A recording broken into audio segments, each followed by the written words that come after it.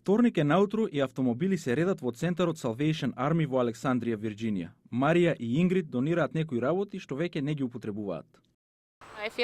Се чувствувам ужасно. Има многу од оваа облека што никогаш не е облечена. Не сакам да ја фрлам. Убаво изгледа. Некој може да ја носи. Partly is just selfishly getting things that we don't need out of our house. Сакаме да се ослободиме од нешта што не ни требаат, но знаеме дека се уште се употребливи. Наместо да ги ставиме во канта за отпадоци и да ги полниме депониите, ова е подобра идеја.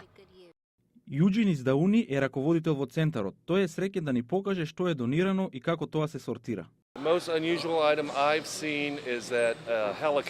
Најнеобичен предмет што сум видел овде е хеликоптер, дониран пред 10 дена, во исправна состојба со пропелери и мотори, со далечинско управување. Но зошто даваат луѓето? Делумно тоа е затоа што им дозволува да ја иземат вредноста на донацијата од приходот што се оданочува.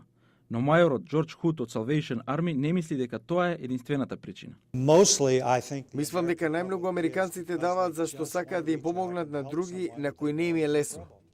Хут вели дека традицијата на великодушност има длабоки корени во американската култура. На овој начин, вели тој, се создаваат врски меѓу лица кои слично размислуваат во заедницата. Ингрид, например, вели дека незиното семејство волонтира во цркви и оди на мисии во странство. Таа вели, тоа е дружење, но и можност да се сретнат луѓе кои инаку не би имале шанса да ги сретнете. Хут вели дека американците се брзи во притекнување во помош на жртви на несреќа и дури уште побрзи кога се деца во прашање. Особено околу Божик. На големо се донира облека и играчки за деца кои немаат. Тие сакаат да ги видат среќни лицата на тие што ги добиваат дневните подароци.